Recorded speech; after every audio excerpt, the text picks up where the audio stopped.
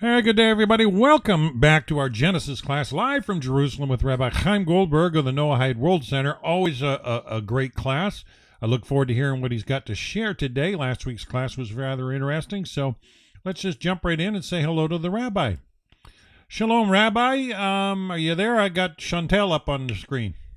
No, everything's fine. Chantel could be also on the screen. Everything's fine. Okay, I'm going to turn the class over to you, Rabbi.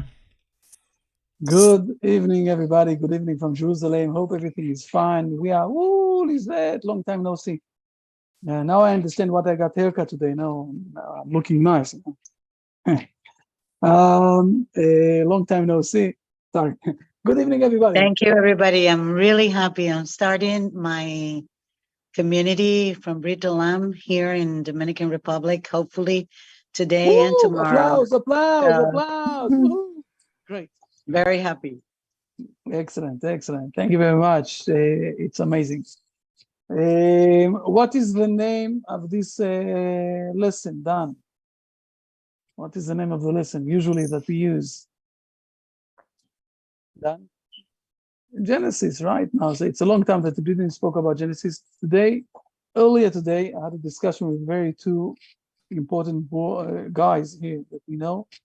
And because of that, Angelica, welcome also for so I want to do something that I think we didn't do maybe 3 years already, okay? And I want to learn something.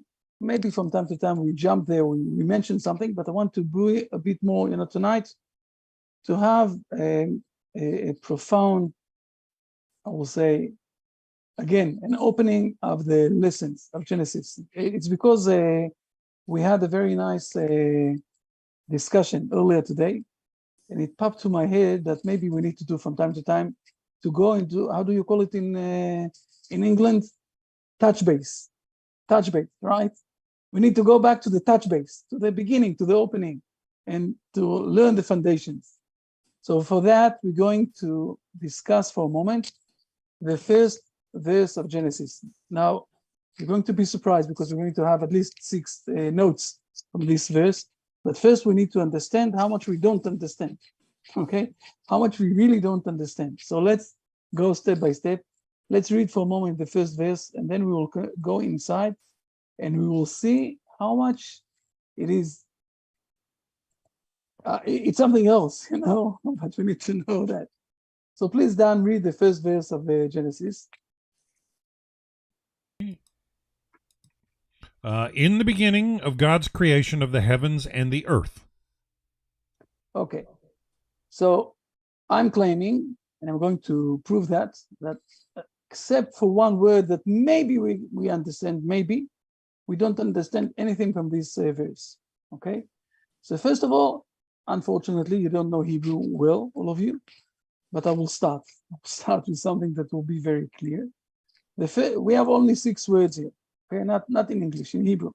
In Hebrew, we have Bereshit, that is being translated wrongly in the beginning, okay? It's all totally something else. In a moment, I'm going to explain that. The word bara, okay, is created. Okay, God created, creation. Elohim, here, the third word is God. Et, I will explain what it is.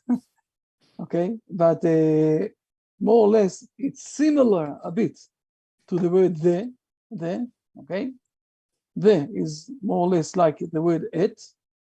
Hashamayim is the heavens. And again, ve'et, another time this word, haaretz. Haaretz is the earth. I think that maybe we understand the word earth. Maybe. Except for this word, I think we don't understand anything. So first of all, let me explain what exactly is written down here with this word of Bereshit, just to realize, to understand as a beginning. Okay, it's not the beginning. The word Bereshit is not the beginning. The word Bereshit here in Hebrew, I know that you don't know Hebrew well, but you need to trust me, okay? Maybe Rashi is saying something. In a moment I will look, but I'm not 100% sure that Rashi is mentioning everything. Rashi is saying basically that those two words are saying this verse. You can read only the beginning, okay? Only these parts.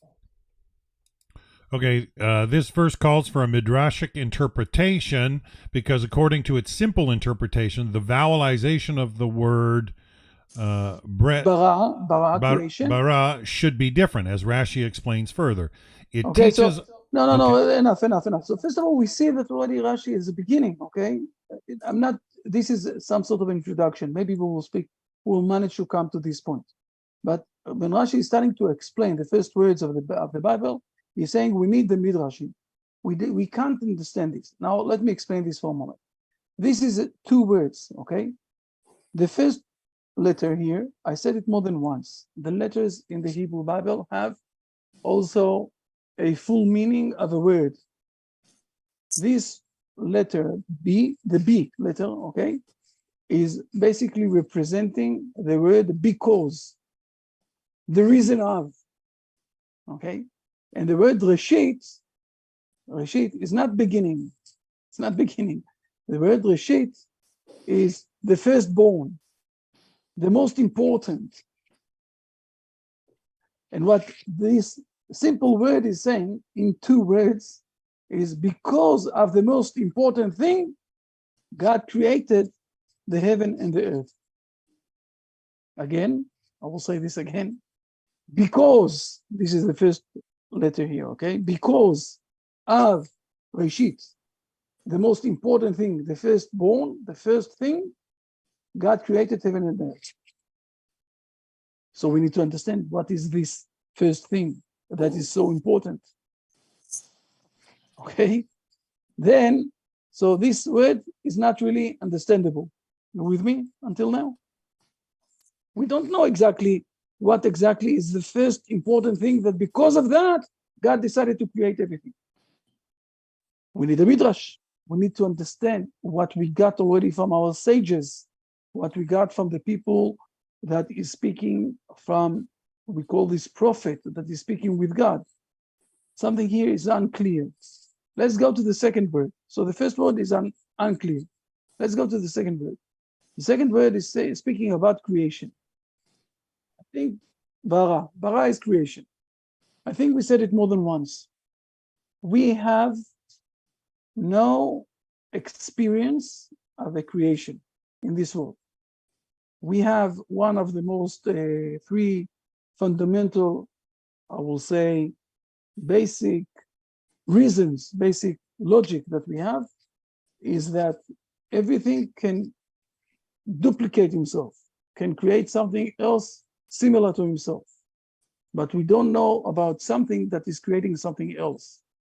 We have no experience of something like that in this world, in our life. Something that is a bit reminding something, maybe, is when a baby is, going out from his mother's womb, because it was also there inside. And we know that he was kicking inside, that he was already alive there. But there's something new here that is going out. It's not the same thing that was inside. This is maybe something else. We have something in the negative side, okay? When someone, God forbidden, is dying. When someone is dying, God forbidden, so we see here something that suddenly is not here. But it's not a creation, it's a loss of something. How are we going to explain the creation? We don't really have a reasonable explanation. And I will say it like that, we are normal people who want to understand what we're saying. We disagree with the saying that faith is something that you can't understand. God gave us, as we all know, he also gave us the brain. The Kuzari is mentioning this at least twice in the first essay, that God forbidden, that anything in the Torah will be against our mind, against our reason, against our brain, against our logic. And the word creation, we don't understand. Everything is clear now? I'm going step by step to show you how much we don't understand this first verse of the Bible. And I hope that everything is clear that we don't understand. Okay, let's go to the next word. The next word is, Dan, do you know this word? Elohim. Elohim is God. I think that if I will try to adjust the amount of ink that was spelled and written down to try to explain who is God, the ocean will be small if I will compare this to the amount of ink along history. We don't know. We really don't know who is this God. No one saw him. No one really understands him. And we have all sorts of ideas. We don't really know what is God. We don't know how to define him. There's a very big argument how to define him, what to say about him, what is allowed to say about him, what is not allowed to say about him. Someone can explain to me exactly who is God? No. We have something in a different, I will say, in a different way from all the philosophers that we're saying that God is the one who is giving life. Do we really know how life is being created? We don't know. The science don't really know exactly this. What is it? Guardians that is bringing something to become alive. We don't know. We don't really know the word God. We don't really know, or we don't really understand what is God, who is God. So until now, everything is clear that nothing is clear, right? Till now, everything is fine. Everybody agree with me? Someone wants to debate with me? You can try, you can argue. Let's continue on. Let's continue on. What does it mean? Moses spoke to God. Moses was Fair he? enough. So Moses knows who is God. Yes. But Moses knows. Do But you so- know? but I don't so- know. Yeah. Moses knows. I will tell you more than that. I will tell you more than that. Do you still see my screen? And now I'm doing a search, right? Do you see that?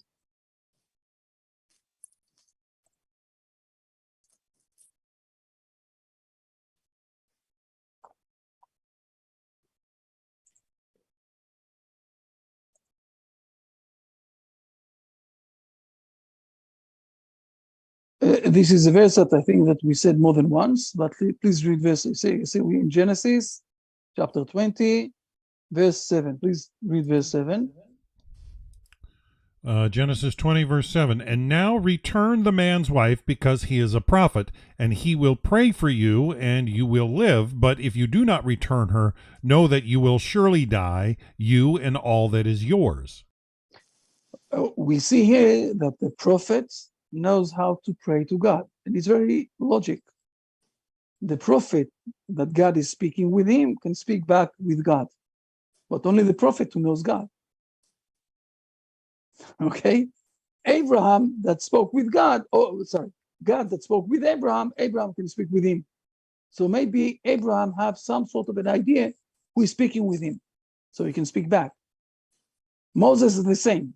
I'm not saying that Moses even saw God, but when we go into the first verse of the Bible, especially today that we have already for 24 decades, centuries, we don't have any prophets.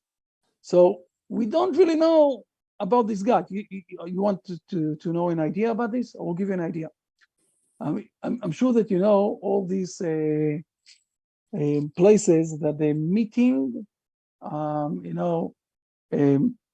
someone from the Jewish rabbi on one side, and you have also a priest on the other side, and someone from the Muslim world, and they're all sitting together in some sort of interfaith discussion, right?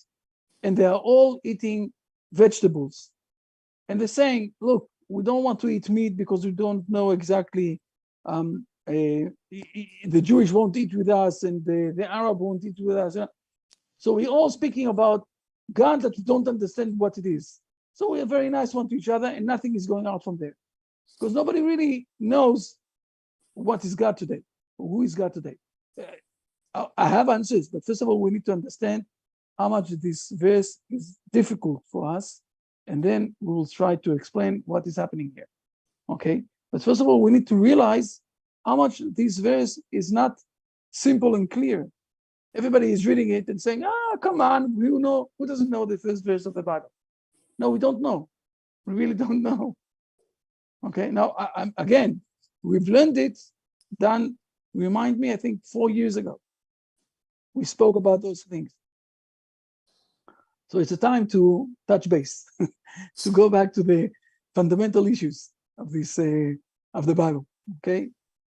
Now, let's continue on. So we have another 4, okay, so the first 3 words, we have an unclear, vaguely vision of what they are, okay?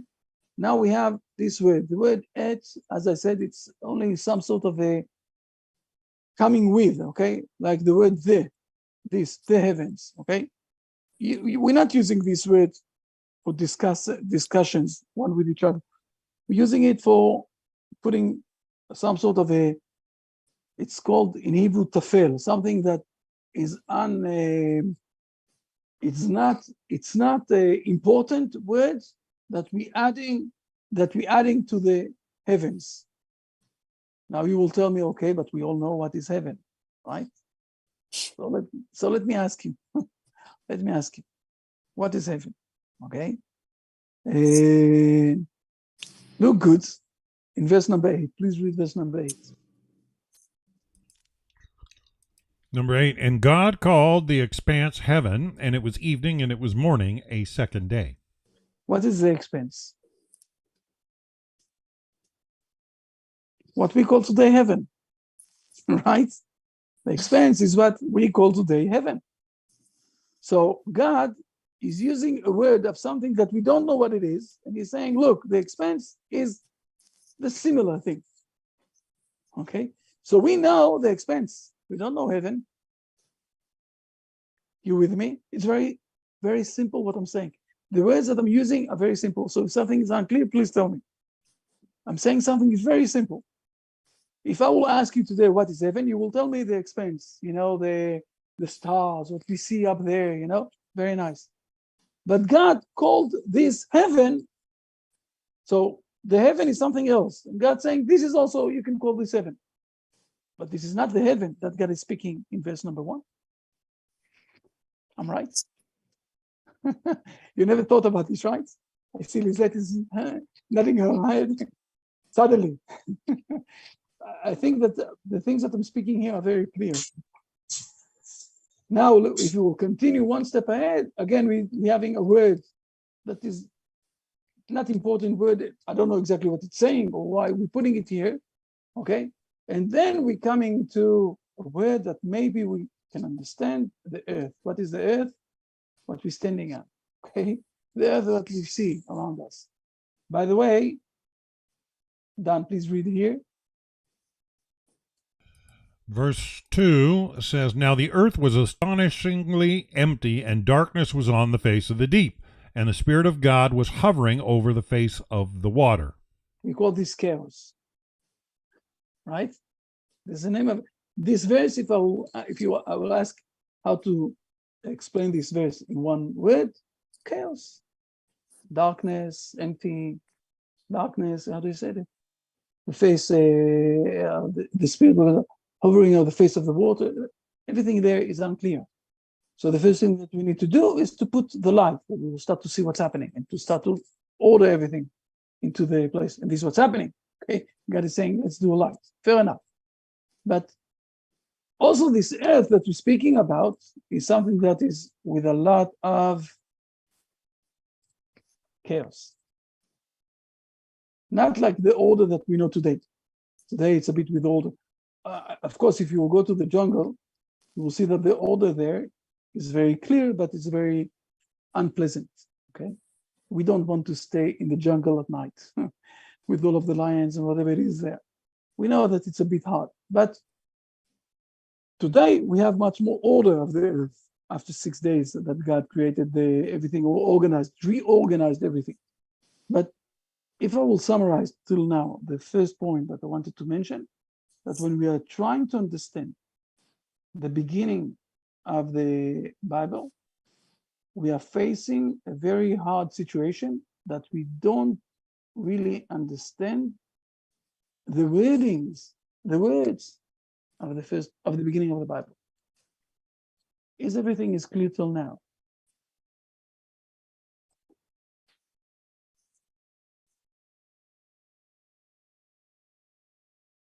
Everything is chaos now. No. So I did good job. No, now we can speak next week. Just a moment. Let me show one thing that is very important.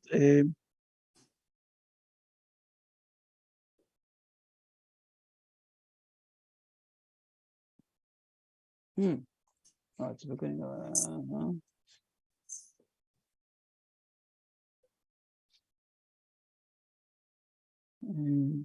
Rashi here is explaining what I said about in the beginning. Okay, that it's not in the beginning, but he is not bringing here. They're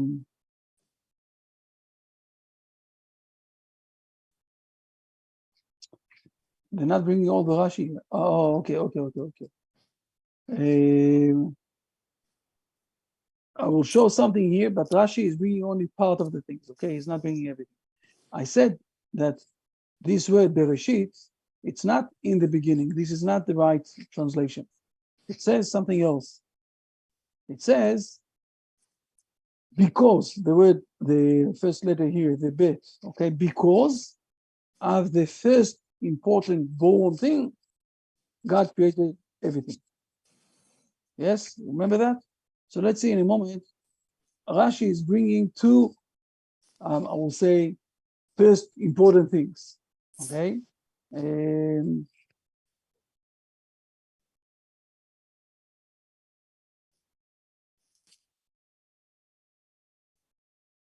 Just a moment. Okay, here it is.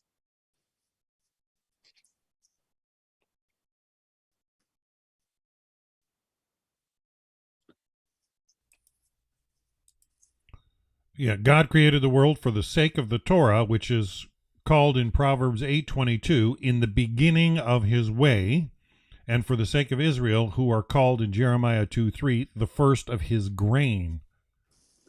You see what I said before? It's not in the beginning. It's the first one. It's the most important thing.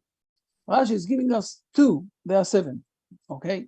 I won't go inside all of the seven. Just to realize, to show you what I'm saying here is not I invented it. Okay? I don't want to go inside too much to this. I will say that basically Torah and Israel, okay, are the main reason that God decided to create the world, because he knows that at the end of the days, the world will behave in the right way, all of us together. So he said, okay, it's worthwhile to build this, to create this world. Okay, but he created it because the Torah is going to be here and also Israel is going to be here. This is more or less in one nutshell, if I will say this point.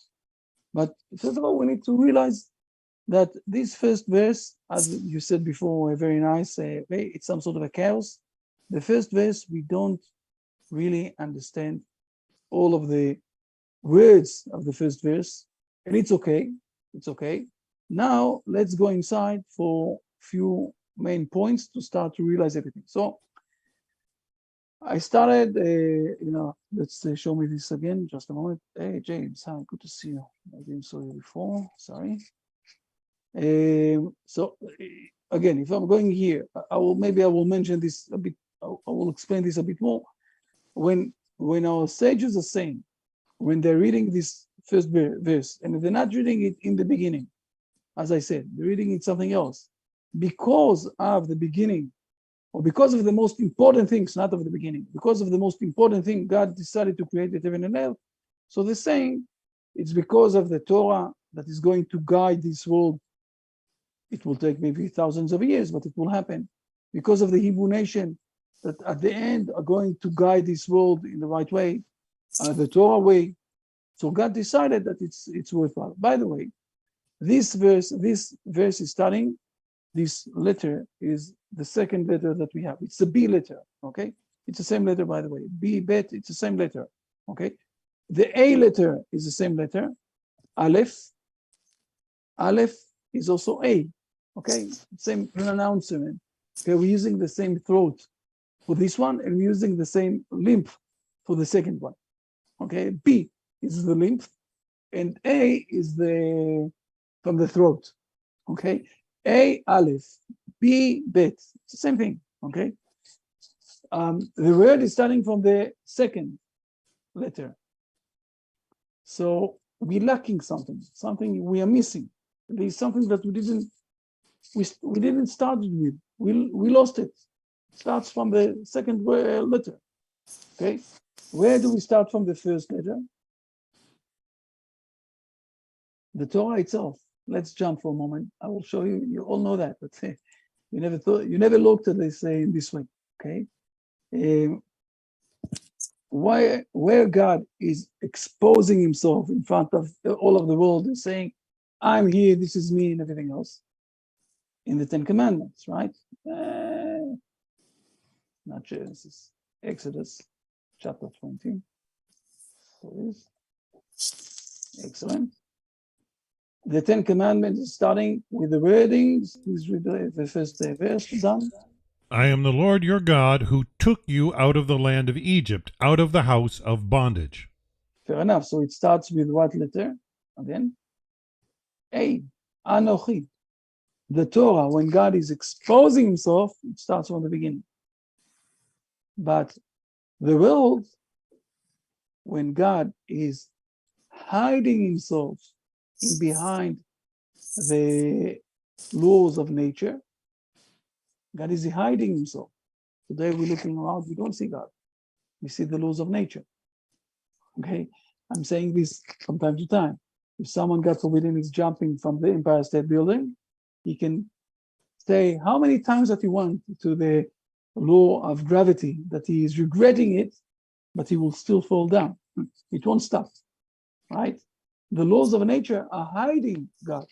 So the beginning of the Torah, that we're speaking about the laws of nature and how God is ordering everything in the laws of nature and hiding himself, it starts from the B letter, not from the A, because it's hiding the A. When God is appearing in front of all of the Hebrew nation, it starts with the beginning, with the word, with the letter A, Anochi, Aleph, A. Okay, I'm here. I came back. Look, here I am, moving the curtains and saying, it's me. I built it here. I did everything. Okay, so here is something that we already saw. So let's go back now and let's start to explain a bit more inside to the things. Just a moment. I lost you. Yes, okay.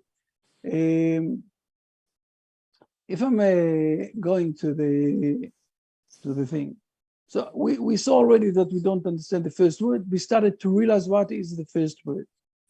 Okay, now let's continue on and to understand a bit more. The word creation we explained more than once. I will say this by heart. Okay, listen to me again. If you have questions, please don't hesitate.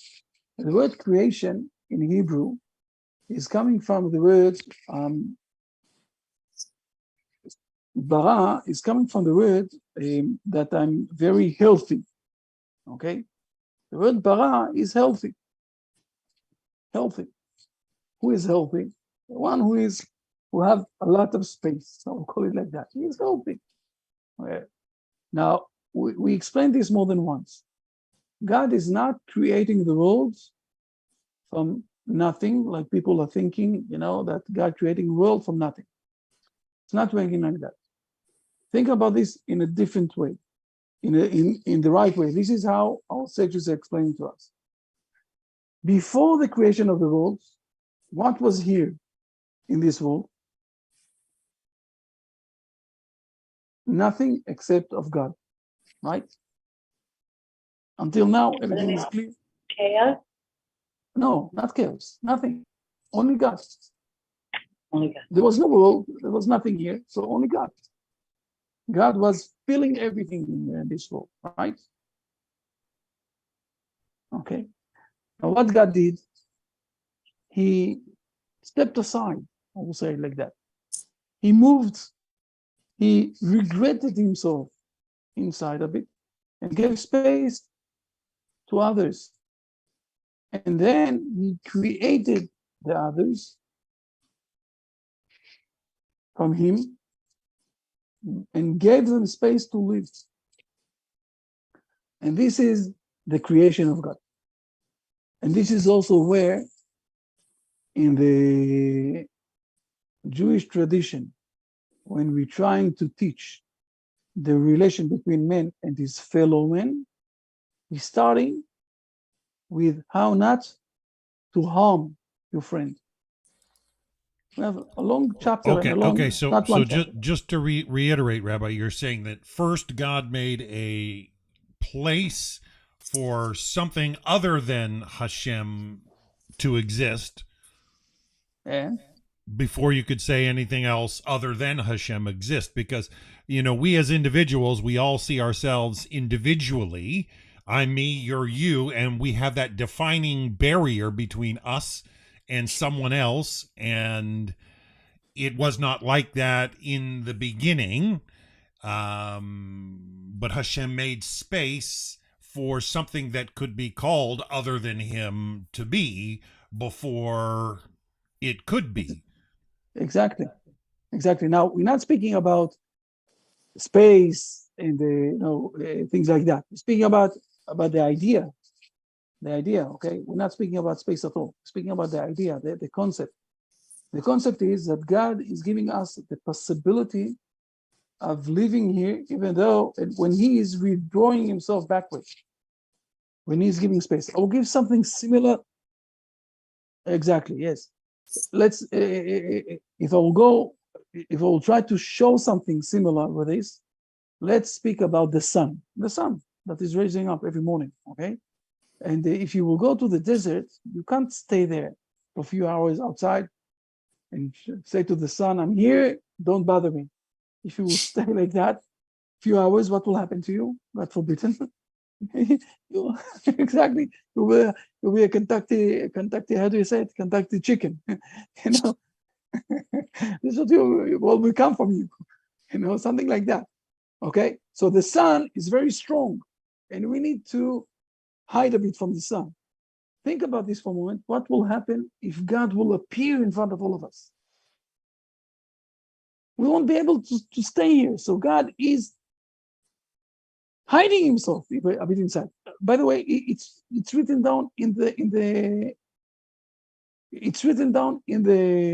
parsha that we read. Where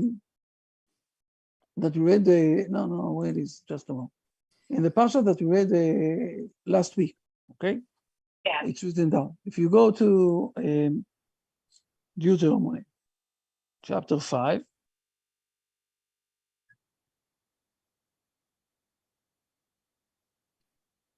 please read for a moment verses 4 and 5. 4, face to face the Lord spoke with you at the mountain out of the midst of the fire. And I stood between the Lord and you at that time to tell you the word of the Lord, for you were afraid of the fire, and you did not go up on the mountain, saying, I am the Lord, your God, who took you out from the land of Egypt. 10 commandments. So the appearance of the 10 commandments is something that is very frightening. In a moment I'm going to say. You see here, again, the letter A. You see, Anochi, A. Okay? We can go inside a bit more how we are writing the letter. The A in English and the A in Hebrew, it's all coming from a very old letter of the ox. Okay? The ox, this big ox that we know, that in Spain they have this red curtain that they're trying to, that the ox is the most, is the most powerful, I would say strong animal that we managed to control today. Okay? Not only today, also then. But it's continuing on after the 10 commandments. And look for a moment. Read verses 20, 21, and 22. Okay. 20, and it was when you heard the voice from the midst of the darkness, and the mountain was burning with fire, that you approached me, all the heads of your tribes and your elders. And you said, Behold, the Lord our God has shown us his glory and his greatness, and we heard his voice from the midst of the fire. We saw this day that God speaks with man, yet man remains alive. So now, why should we die? For this great fire will consume us. If we continue to hear the voice of the Lord, our God, anymore, we will die. This is what's happening when God is appearing in front of all of the people. People are afraid to die. People are afraid to be, that God will, that they would like to be connected with God. That's it, not here in this world, to become something else. This is exactly what I said. Now, God is supposed to be very, I will say, hero, strong with himself, not to go everywhere, but to withdraw himself backwards a bit, and to hold himself, to give space to us for live. I don't think you ever thought about this. This is the word bara. Bara, it's not only creation, it's also the strengthening of God to give us space. Think about this for a moment. He's holding himself aside, not to appear like the sun, somewhere, and to burn us, that we would like to be connected with him. We're starting to realize how the first verse is teaching us. Now, nobody pushed God to do this thing, to do this creation. And when he's doing it, the main thing that he's doing, he is giving space to others. And now we're starting to realize what is our mission here in this world, to give space to others. Who didn't quote this idea? Cain. Right? The second generation. What happened to him?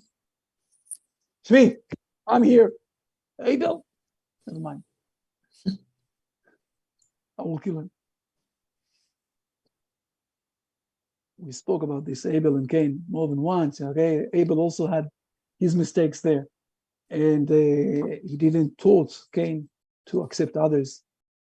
And this is again what I'm saying. When we are teaching, the next generation, when I was taught in the first thing when I came to the yeshiva, we call this these special unit that is defining all the relations between men and his fellow men. How not to steal, not to harm him, how exactly to do the connections with the money, whatever it is, okay? When we're doing those things, the beginning of this, it's a very long beginning, but the main part of the beginning of this is how not to harm anybody else, how not to do fire in his place or not in your place that will go to his place, how not to steal from him, how not to, that your animals, okay, if it's a dog today, or it was the ox or the bull, in those days, how you need to control him that he won't harm anybody else. Why that? This is exactly, we are imitating God. The main thing that is, first of all, to give space to someone else, to my neighbor. I have a neighbor, I need to give him space, just like God is giving me space to live here. And it's really all the way totally different than what we live today, with a lot of things. Today, maybe we need some fences, up there to put there. Only the fences, they say in Australia, I think, that only when you have high fences, this is when you will be a good neighbor. Okay? I think that, I don't think it's supposed to be like that, but never mind. I'm not going to educate all the world that you can also be with a good friendship when you don't have very big fence. You can speak with your neighbor also. Fair enough. But this is the third word, the word bara. Now we're continuing on. Those words, the heaven and the earth. In a moment, I'm going to speak about heaven. Okay, in a moment, I'm going to say a few words about the heaven. But this word the in Hebrew is contained. I need to show this. I'm sorry, I need to show this. It's containing the the full alphabetic word, okay? Et, the first letter here is the A, the Aleph Bet, the beginning, and the second word is Taf, the last word of the alphabetic words. So it says basically that you adding, God didn't only created the heavens, he created everything that the heaven is containing inside. And when he created the earth, he created also everything that the earth is containing.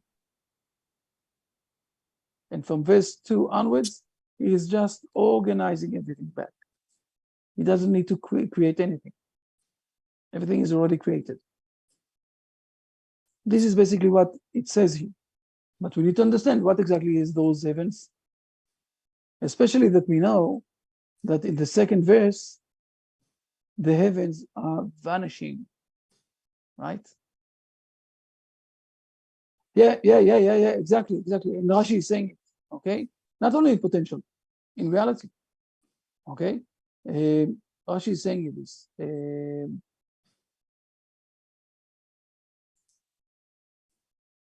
Let me find it again, just a moment. It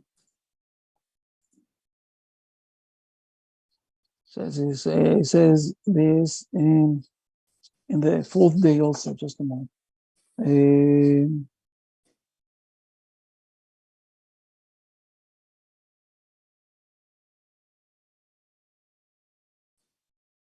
The seeds and exactly the things. Let there be illuminates. What's written down here? They were created on the first day, you see?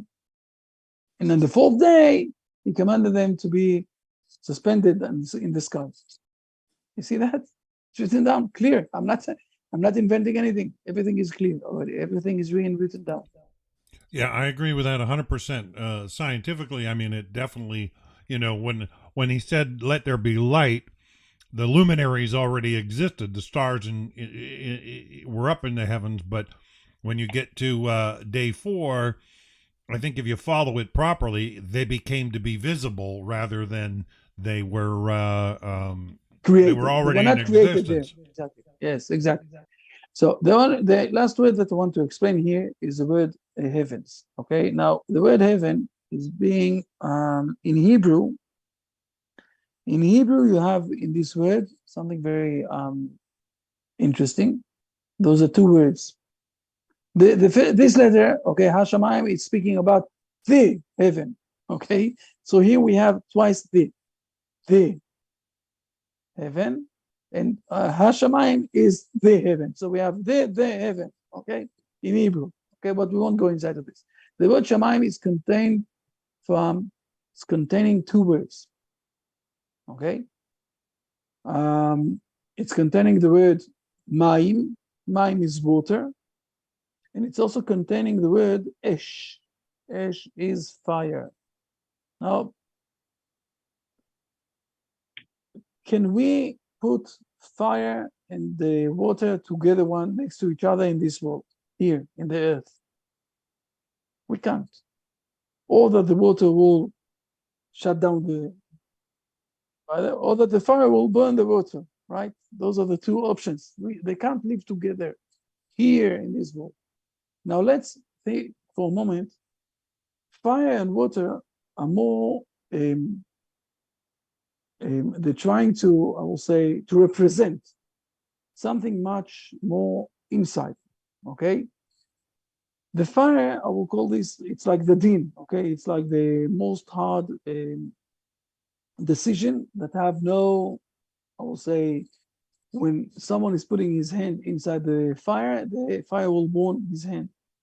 Okay, it's like the din. It's very hard. It's very strict. It's very unpleasant. Water is something else. It's more connected to the love side. Okay, you can go inside to the water again if you, God forbid, you're putting your head too much inside, so you won't be able to breathe. But basically, the water is something that is more connecting people, is more related with people. We are 60% of our body, 70% of our body is water. We need to drink. Water is giving us life. It's not like the fire. Now, in this world, you or on this side or on this side. You can't put them together. At heaven, you are managing to have them together. Okay, the angels are being built up with fire and water together. Where do we find the fire and water together? We find it in Exodus, in the 8 or 7. Just a moment, we'll find it again exactly. Let's go to Exodus.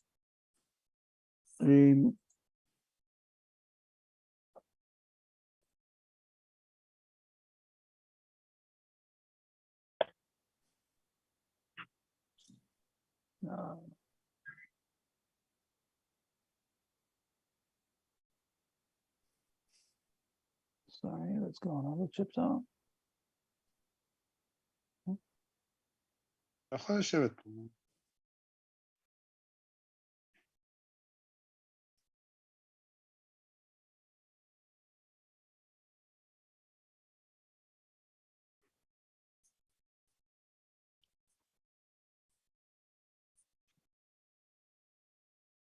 Please read this one. Verse number 23. 23 and 24, please.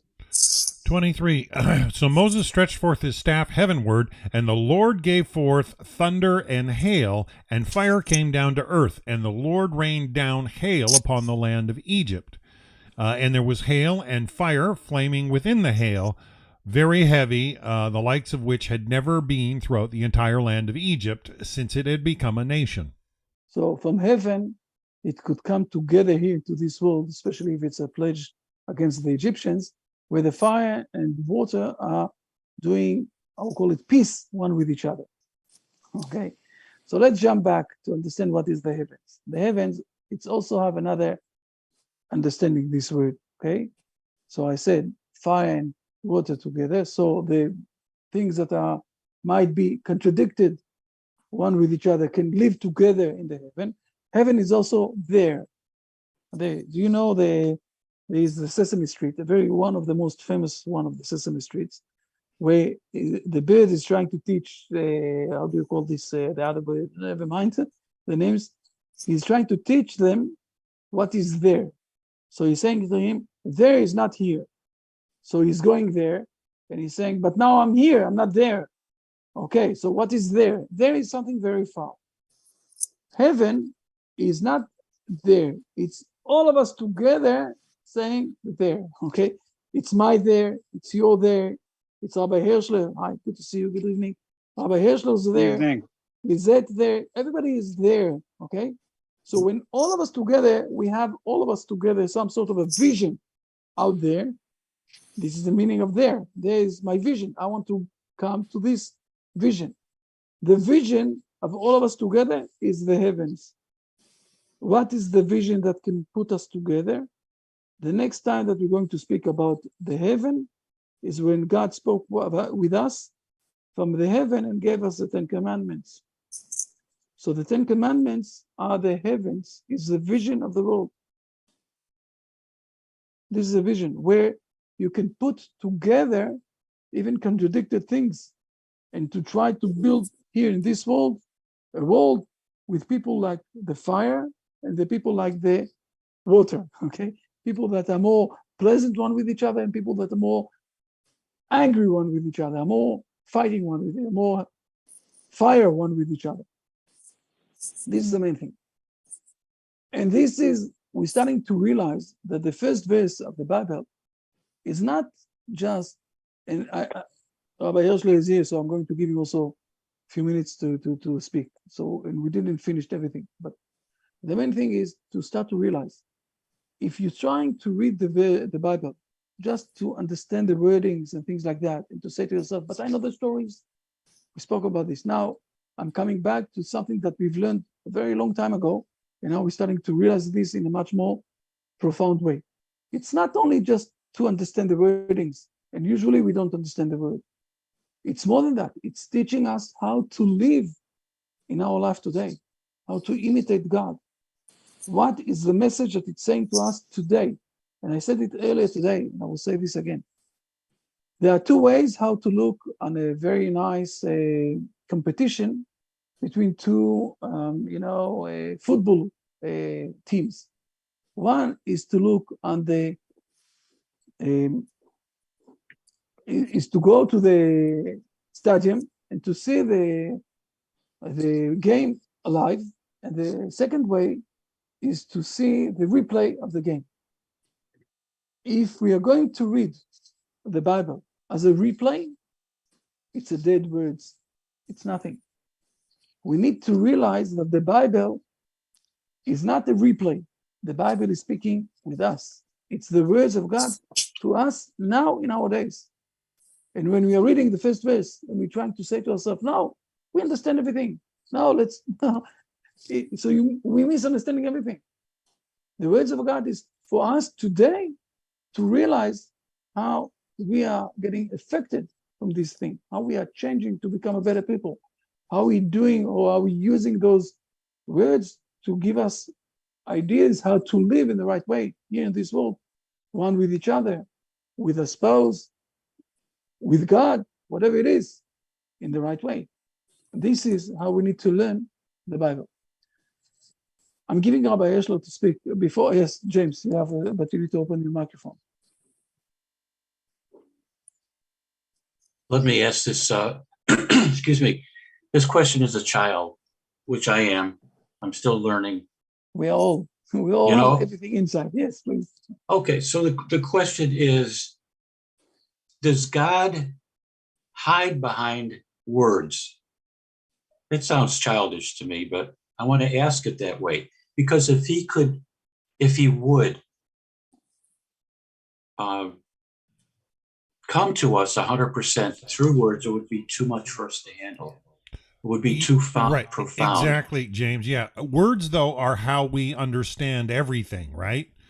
We only experience or interact with existence based on our senses, and our senses try to make sense of the senses, right? So words have a profound meaning, but that's what the connection with our understanding is. If I was reading something, an opening by the Sadia Gaon yesterday in one of his books, and he had such a beautiful explanation of the way the human mind interacts with everything, and it's the only way we can make any sense of anything. Like when we touch something, fire we know is hot because it burns our senses, right? But it's our mind that says, pull your hand away.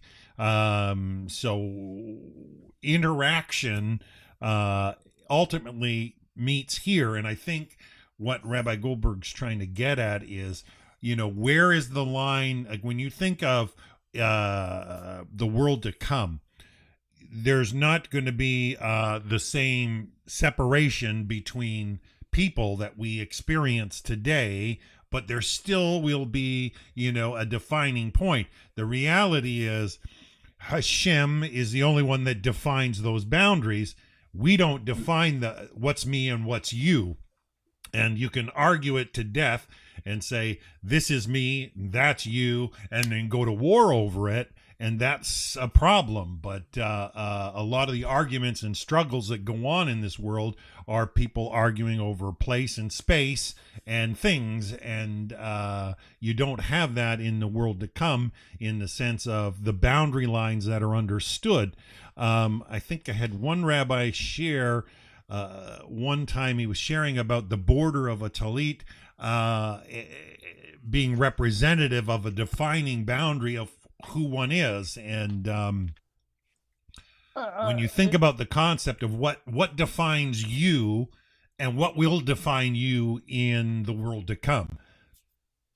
I think as a Chicagoan, I have to respond to James. What he's saying certainly makes Call me Jim. sense. All of you call me Jim. That's better. Fine. Otherwise, Listen. I need a limousine. That's okay with me if you have one. But in Cook County, I would say if I was there, that Nachmanides, one of the great medieval scholars, said that the whole book of Deuteronomy, actually, God writes in third person. Moses is speaking in third person. That's not uncommon as part of a biblical phenomenon, that a person is speaking and he's speaking in a third person as how it is being described. So for Moses as a human being to do that when he is doing a summary of the previous three books of Exodus, Leviticus, and Numbers is something that as a human clue in literature is not uncommon, but that the divine has been doing so from the beginning, because in many of the earlier, including in Genesis, God is seen, and God went down to see the Tower of Babel, and a whole bunch of personifications, which of course are not to be taken literally, but are a descriptive language for the people who are reading the text. Maimonides, not Nachmanides, goes into long detail in the guide of his, and not taking expressions which are personification to be taken literally, because that's actually belittling God to an extent which is totally unacceptable. And it's almost on the borderline of paganism to express God in physical terms. But to use it as a means for us to understand as a parable, definitely. If Dan mentioned Sadia Gaon, he also, one of his famous statements is that all 613 commandments can be understood by the intellect. And if some of them are not, it's the problem of the human intelligence and not the problem of the commandment. Namely, it's our task to try to bring to rationale everything mentioned in the Torah. And if sometimes we are unsuccessful in achieving that, we should take it as our downfall, nothing in the least any drop in the meaning of the commandment. It's just that we haven't totally learned it to a full extent.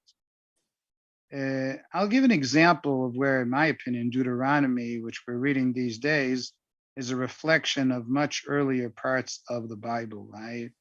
I know that Rabbi Goldberg didn't get into this topic today, otherwise I would not have reviewed. We all heard of the story of the flood, the deluge which occurred in time of Noah.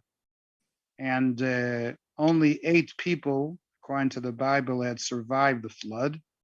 That was Noah and his 3 sons and their spouses, altogether 8 people. And from there, they started to rebuild the whole world that we are familiar with today. In fact, 3 of the continents that we are familiar with, mainly Europe, Asia, and Africa, originate from the 3 sons of Noah. But the Talmud has a discussion as to whether did the flood actually occur in the land of Israel. There's a verse in Isaiah which seems to imply no. Now, what that means is that on the one hand, the plague didn't occur there, but on the other hand, one of the outcomes of the flood was the rainbow, which actually served as a covenant between God and his mankind, that he will not make a flood of that extent ever again in history. It was a one-time occasion, mainly because the human being, as he puts it, his evil inclination is such that it would be too hard for the human race to withhold the judgment of God if things were to be taken literally. But in the land of Israel, if indeed the flood did not occur, then we don't have the rainbow to protect us either, which means this is the only country in the world where everything that occurs is a reflection of our behavior. Consequently, if the country were to suffer from a drought, this is something that should be of great concern. In Eastern Europe and in Central Europe, which is full of blood of Jews and others that they murdered in the course of history, these countries have evergreen parks and farms there, and rain comes there even though they massacred so many people. not only Jews, talk about other nations as well, and the Soviet Union as well. But the only country where there's a total correlation between ethics and nature is where I'm speaking from at the moment. That's one of the differences. The end of the portion that was read in the synagogue yesterday, the third chapter, the third portion of Deuteronomy, in chapter 11 there, it makes it very clear the difference between Israel and Egypt. That in Egypt, the divine blessing is unconditional, whereas here the providence and consequently the judgment and the ethical standard required as a result is endless. And that's a fundamental difference. And that's one of the reasons why most of the nations dislike us, because we understand that it's absolutely fundamental and crucial that we live on these ethical standards which no other nationality ever took upon itself, such requirements. And I find it to be a very important issue because, you know, there have been anti-Semitic claims that the Jews always like saying that we are the chosen people and everybody else and so on and so forth. Rubbish. The point is simple. What chosen means is that we have more debts, more requirements than anybody else. And consequently, if we don't live up to the standards that will grant the divine blessing, it's not taken for granted.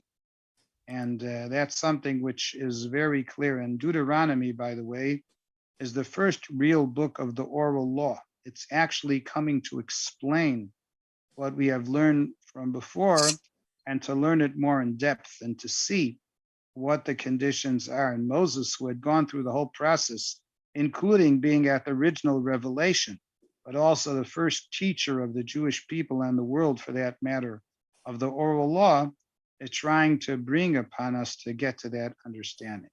So therefore, what you said, Jim, is most relevant, but I'm just saying that we have to put it into perspective.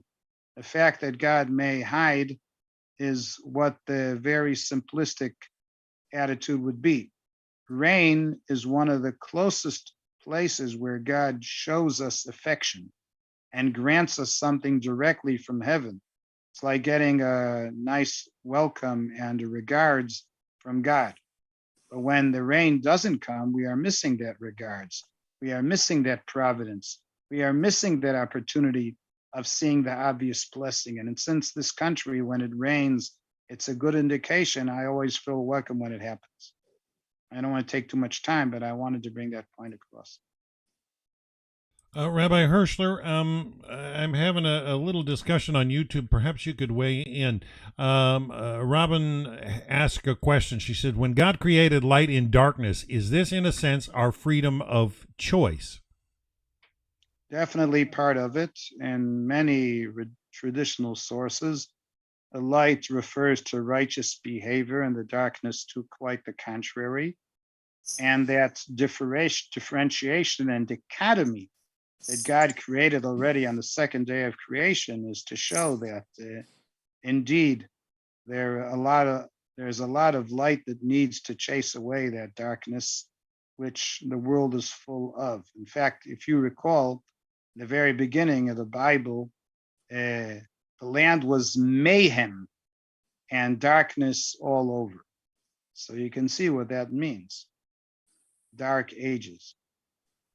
Interesting and certain, when I learned history years ago, I used to call the Middle Ages a dark period. In Jewish tradition, the Middle Ages is one of the most blessed periods of thought, which you learn with Rabbi Goldberg and Kuzari or Maimonides or Nachmanides or Saadia Gaon, as you mentioned. All these and Rashi are all from the Middle Ages.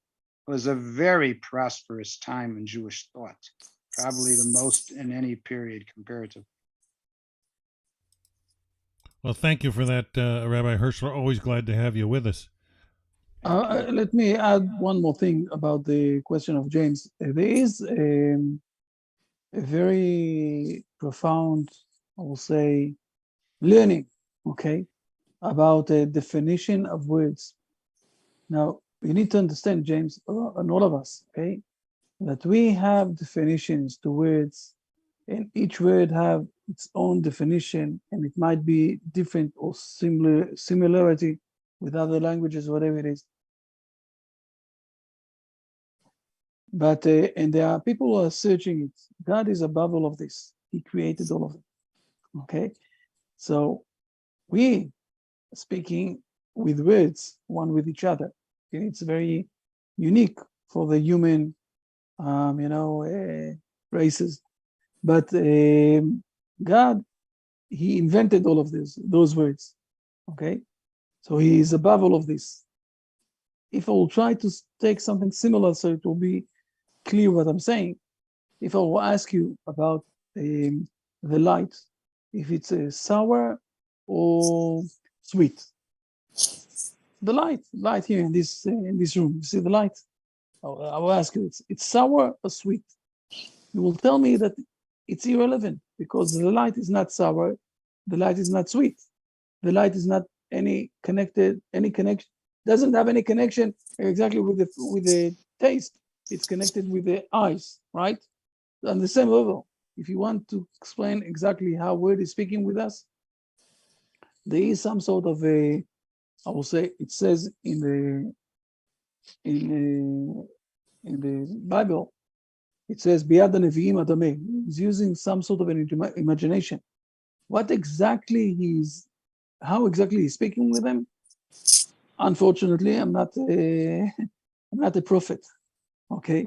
But he is speaking in all sorts of ways with the prophets in a way of connection that they have some sort of a certainty that is a 100% certainty that it's something else. It's a different certainty that is coming from the inside. Is it exactly the wordings? I don't know. I don't know exactly how. The Kuzari is explaining Rabbi Levi in the Kuzari that we don't know exactly how it's working. He's writing those words. We don't know exactly how it's working. Don't take my words of explanation how it's working, that this is exactly the way. We don't know. We really don't know. We're not prophets. How exactly he is connecting? We all know that the certainty is something that is not always coming with words. When God is speaking with Moses, there is some sort of a certainty there that is a 100% certainty. And when the Hebrew people don't believe Moses, so God is deciding to speak with all of the nation, and they're coming to some sort of a certainty that they're saying, if it will continue, we would prefer to be connected with him and not to live here. So please stop it now, Moses.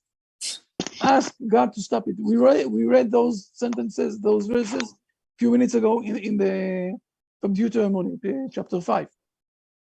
They're asking him, how this is being described, that there was a meat, there was a fire, whatever it is. The people of Israel said to Moses, if you will continue, if it will continue on, we will prefer to be there and not in this world. We will die here. So please stop it, because we want to still continue on in this world to do our mission. What exactly was the wording and how exactly God spoke with them? I don't know. It was with a full wording? I don't know. But it was some sort of a certainty that it was God that spoke with them. And this certainty in the words and the way that God is speaking is different. And this is why we need to, I will say, to move ourselves one step ahead than just to stay with the exact wordings and exactly what we see and exactly what we understand and exactly the knowledge. There are more things above it in this world with us. By the way, and you can learn Spinoza as long as you want, it's okay. But one of the biggest mistakes of Spinoza was that he said, what I see in this world, this is it. That's it. This is God. But learn Spinoza, and then we'll speak about Spinoza. This is the interesting thing. He doesn't believe, by the way, also in the free will, but this is another thing. He doesn't believe also criticism. He doesn't believe also with the humility, for example. There are a few things, but learn it, and then we'll discuss things. Which leads me to a question. You're right. I am looking at that. Yes, you know that because I told you. Told me. in I'm my not the email. prophet, you told me.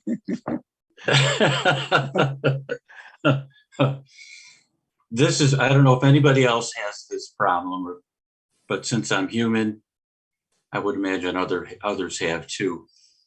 The dualistic relationship with Hashem. Spinoza doesn't have that. God is he just is. No. Okay, Look. You are just a moment. Sorry, James. Okay. I don't Okay. have a problem to open a session with you, but here, if we're going to speak about this, it's going to confuse a lot of people because Okay. they're not inside to this issue. And I disagree. I think that Spinoza have a very big problem. We can speak about this. We can discuss it. If you want, we can organize a time. Not this week. Another 2 days, I'm flying to India. And we are going to meet something like 20, 25 communities there. I will send you pictures. I will send you a lot of things. But I disagree. I think that Spinoza have a dual connection with God, while the Hebrew nation don't have this dual connection, and they're learning it differently. And I was debating with myself if to learn from the beginning of Exodus that the main word of Exodus in the Hebrew language is names. Okay, this is the name of the book. The book of the second book of the in Hebrew is names, not Exodus. Okay, the names came to Egypt, and also the people came to Egypt. We need to understand that names is the definition of wordings. A name in Hebrew is also the purpose of life. So we need to understand exactly what is this second book. And I was debating with myself if to learn about what is the name of God and what exactly we're doing it tonight. And I decided to go to the touchdown before we're going to speak about God. And if you will see that what we spoke tonight about the word God, okay, God created in the beginning. It's not in the beginning, okay, we already know. Okay, God created because of important things, God created the heaven and earth, and the word God, I didn't spoke about the word God at all. Hopefully we will speak about this word and a bit about this meaning of this thing. Another 2 weeks that we're going to meet again together. Hopefully, I think it won't be another 2 weeks, it will be another 3 weeks. Okay, because next week I'm going to be in India. In 2 weeks from now, I'm going to be also in a very big event with Rabbi Sherki about something that is related to things that we're doing here in Israel. So another 3 weeks from now, we will come back. And hopefully we're going to speak about this thing of names. And we have what to discuss about Spinoza, but it's not fair to speak about Spinoza here and to confuse a lot of people about things that they're not inside this issue, okay? With all of the respect, you see that I'm always trying, okay, fair enough. Excellent, Rabbi. Thank you so much for all you do share. We appreciate you taking a learning curve for us and pointing it in a direction. Though we do appreciate every question, everybody's concerns are valuable, and we want to make sure that the answers are available. And we know that Hashem is guiding the hearts of everybody in the class here. It's always a joy to get together. It was good to see our friend Lisette from the Dominican pop in and sit with us for a while. We haven't seen her in the class in a bit, but we know she's all out there, and she's been a long-standing Noahide lady. So we encourage her with all she's planning to do down there in the Dominican Republic. A lot of blessings and much help and assistance. And Sarah will help you also with the ladies there with the lessons and everything else. Okay. For sure. Yeah, that's what the Noahide World Center's for. I mean, try to help the communities flourish, just like a gardener. I don't know what it is, but I do not have a green thumb. And if you put plants near me, they have a tendency to just not last. I mean, my wife go away for a week. She asked me to water the plants, and either I overwater them or I underwater them, or something happens that's beyond my control. For some reason, they don't. I don't know. But she comes back, and all of a sudden, the flowers are blooming, and they're just set up in the right place. I don't know. I just don't have a green thumb when it comes to that. But when it comes to developing a community, I mean, we were talking with Angelica last week. I'm really convinced that somewhere along the line, Noahides have to develop a community pool that somebody trusted is overseeing a pool, so that they as groups can draw from the benefit of everything costs, and more than that, it just so that they can do things as a community and be effective in this world. And like Rabbi Hirschler said, there's a lot of room for more light to be put out there in the world, and we encourage everybody that they're doing. And Rabbi Goldberg, we pray you have safe travels to India, and share much blessing. Amen. Thank you. Okay, I will try. I will send some, an email or something Photos. with the. Rabbi, I also gave your phone number to Rabbi Shlomo Schwartz in Toronto. I've been doing some classes with him. I gave him your phone number. He's connected with a group in India, and I'd mentioned you were going there, and so he asked me for your phone number. I know he's got your email, but sometimes that just becomes snail mail, and it's just a little too slow. So I don't know. So I shared your phone number with him. But we wish you and Rabbi Shirky great success in India, and we look forward to hearing positive reports. So we're not going to be back for another 3 weeks, at least for Genesis class. So no class for the next 2 weeks for Genesis class. Exactly. But I am going live in about an hour and 15 minutes with Rabbi Karmai Ingber. He finished the book of Nehemiah the last time we were together.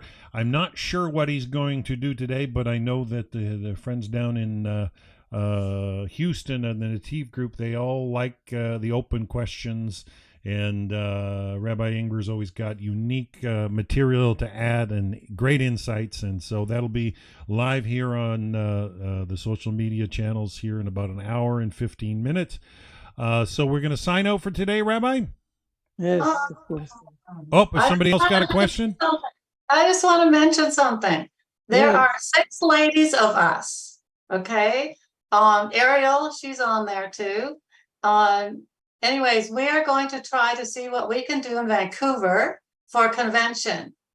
And we'll see what happens. We'll let you know how it's going to go. Right on. Well, I'm glad to see Heather with you there today. Hi, Heather. Good to see you. She's one of them. Excellent. Right on. Excellent. And Very I nice. appreciate your And energy. Please don't hesitate. If you need anything from us, we are here for helping you. Okay. Also, Tiferet, we're here. We are. Angelica do our could use best. more Brit Shalom books. She gives them out like water. No. So Angelica, contact me. On the. I will send you a link that it will be Okay. very. Oh, Very Rabbi true. Goldberg, our friend Barbara in All the Germany, best. she's wishing you blessings as you go to India as well. Yes. So, Thank you very much. All the best from us too.